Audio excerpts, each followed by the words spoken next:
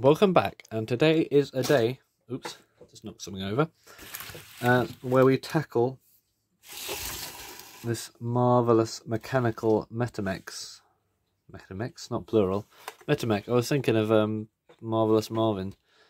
Metamec Deerham, made in England. I think it's solid wooden base on a veneered plywood top. I thought it was solid originally, but yes, it is veneered plywood because I've got the other one with the actual veneers coming off it.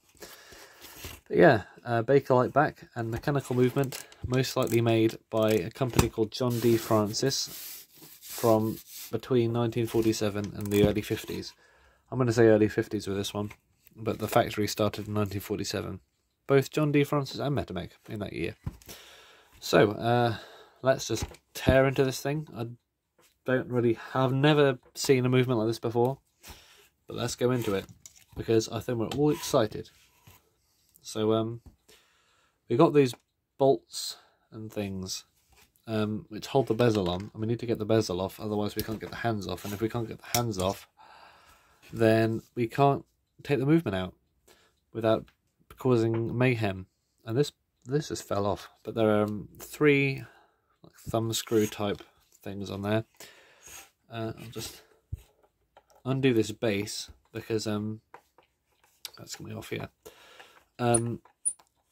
It'll be hard to access that bottom bolt there, the nut, because I don't have a small enough socket. Don't think I need to take them off all the way. Don't know how I go about refinishing this base. It's a bit sort of clapped, isn't it? Although it's all part of its charm, and I'll probably leave it as it is. Oop, there goes that. Nothing scratched. That was just the thing of it. There we go. Right, there's the top of it. This is the base, which is solid wood, I think. It's got a number 6 in the bottom for some reason. And it's a nice piece of timber or something. So let's take this bottom nut off because they're not very tight. They will be on yours probably, but on mine they're not. So let's flip this upside down, and with all luck we should be able to just pull off the bezel like that. Try not to be too frantic, otherwise you might pull the glass up with it and then end up flying across the room. This could use a shine, but I think it has potential to be quite a nice shiny piece of bezel. We have our glass, which is in short supply, so I will try my best not to break it. Not like I usually do. And the hands. So, yeah, the movement of this is the most interesting part. It's a nice looking case, but I'm quite intrigued by the movement because I have not. This is the first one like this I've come across ever. You can see it's off center, and I'll show you why in a second. So we got yeah, one screw holding it in.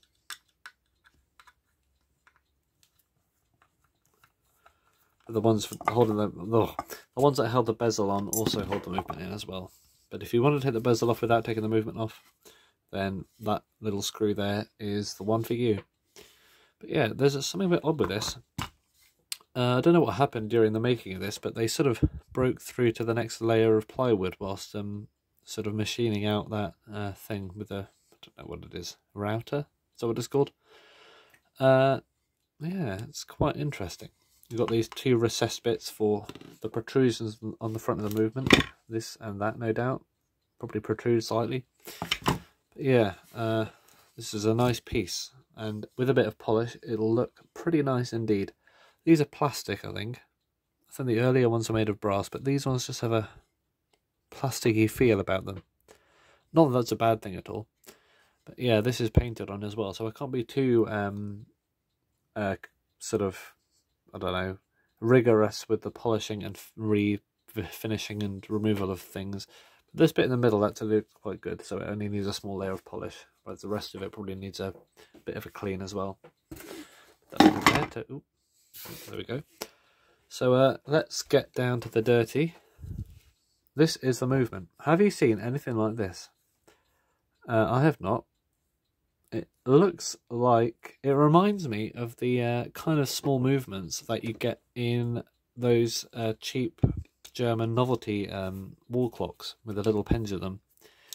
That sort of small, oddly shaped, very, very skeletonized movement. However, this one is made in England, and I'm going to say it's made by John D. Francis, and I will show you why in a sooning. Right, let's take a look. How can I get those off?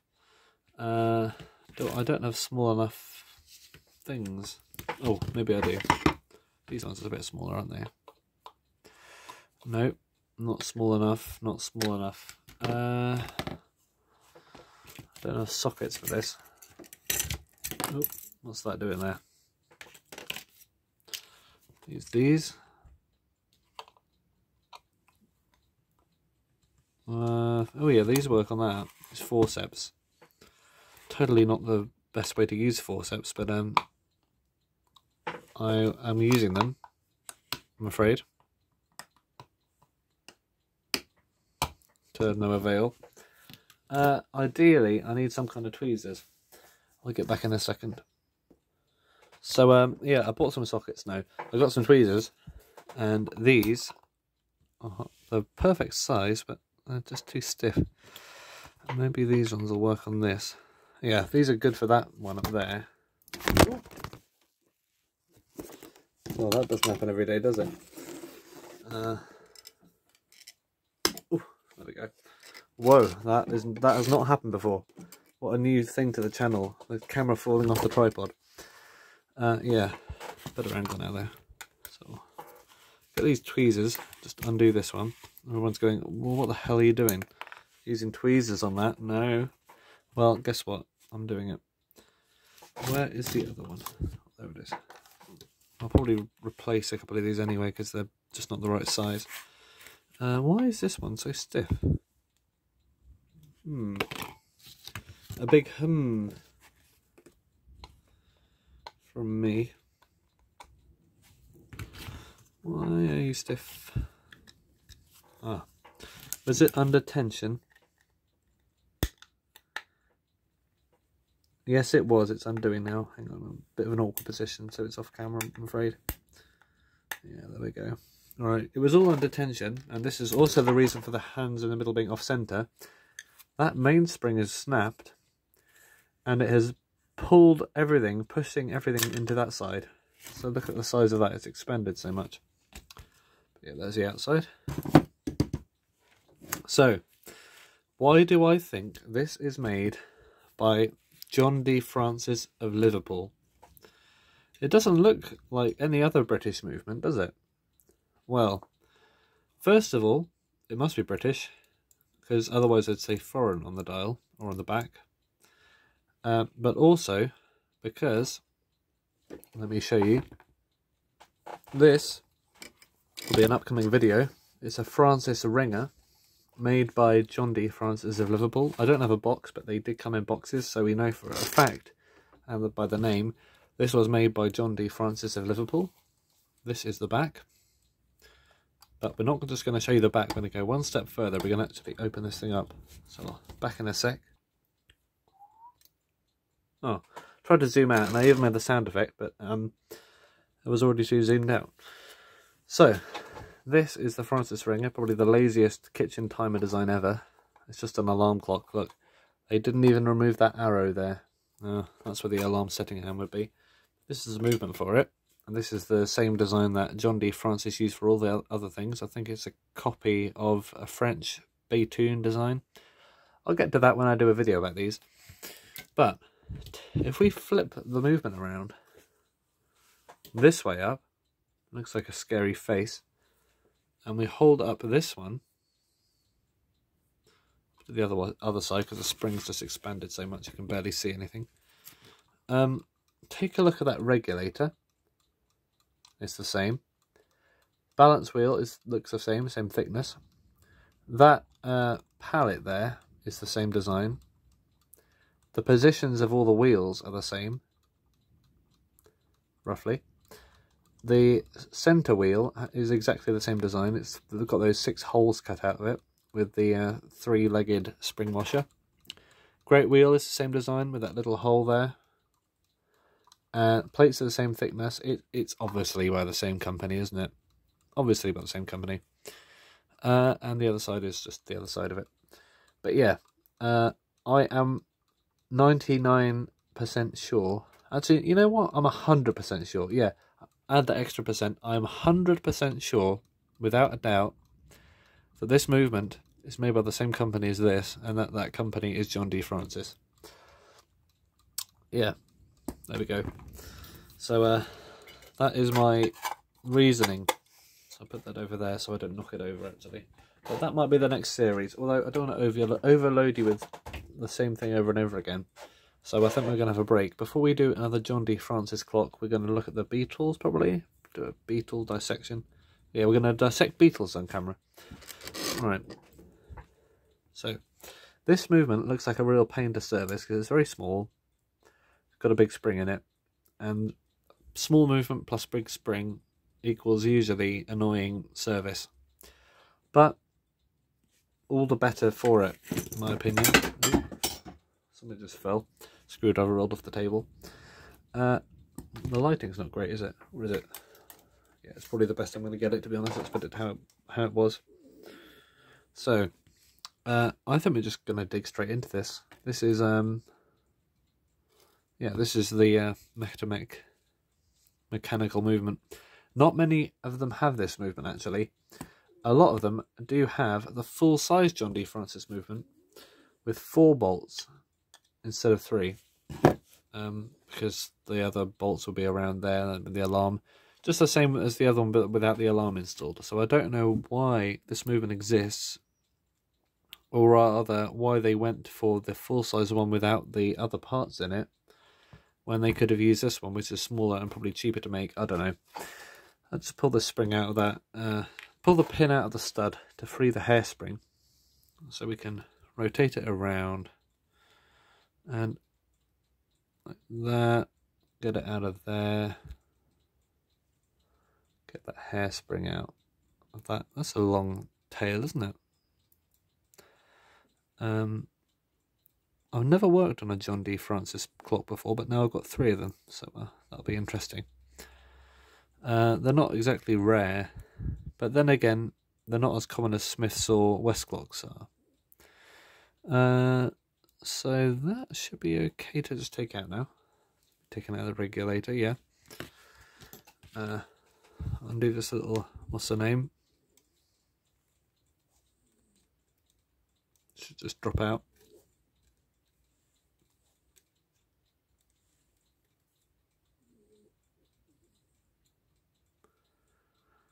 Or pull it out manually, fine. Right, this is the balance wheel and hairspring.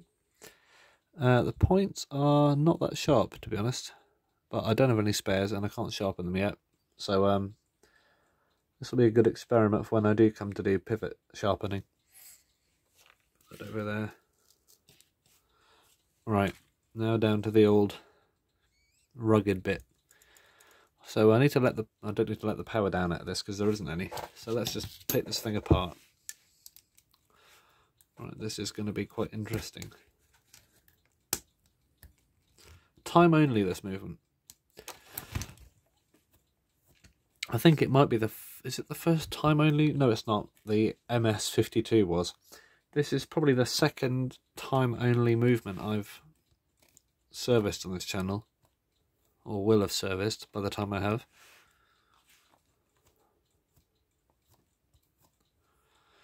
Alright. Now the regulator is riveted on, but it's not. I've tried it on Smiths and West clocks where you can pop them off. This one I have not tried these movements out before. So I have not experimented with whether you can pop off those regulators or not. So I'm not going to try it with this one. So let's just... There we go. Right, there's the old plate. No branding on it, I don't think. I don't think they ever did. Oh, we've got a big old spring which is broken. to find a spare one. This is very, very oily all over. Sticky. Bit gross.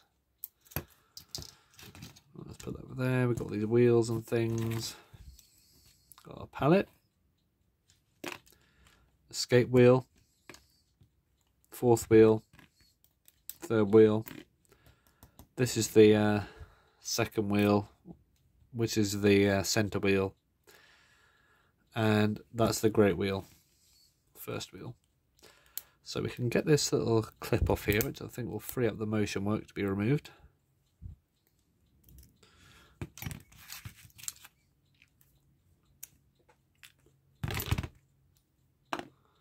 Like that.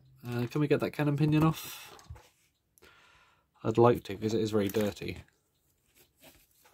Let's give it a go. I don't know what kind of quality or thickness this brass is. No, I'm not going to risk it. I have not really touched these movements at all before, and I don't want to mess it up on the first one. But I think this is a satisfactory end to a first video.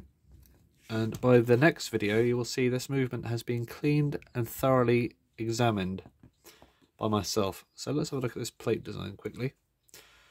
Alright, so the plates are not quite the same as each other. It's weird. They're similar, but not exactly the same.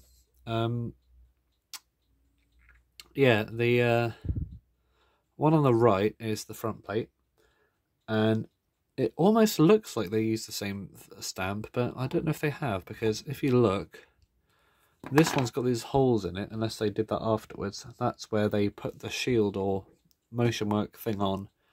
They clip it in there, and that allows you to fix it from the back. From the front rather. Those holes, and also this little tab for the it's like stops the spring expanding too much, that little folded tab. This one has a little stub where it might have been at one point, but it looks like it was actually cut off in the die in the original stamp. So they're two very similar but not quite the same things. But although this one does actually have that folded flap where the stud goes in, but there's no hole in it, so yeah, a bit odd in my opinion, but that is what it is. So odd. Right, yeah, one odd design though, isn't it? It's three nuts. It's a sort of triangular shield shaped plate with lots of big cutouts in it. Very skeletonized, and it's not quite symmetrical either. This side is sort of higher than that one, but yeah, that is all I'm going to say about it. So thank you for watching, and hopefully you will return for the next video, where I will be reassembling this after it's been cleaned and also getting a new mainspring for it.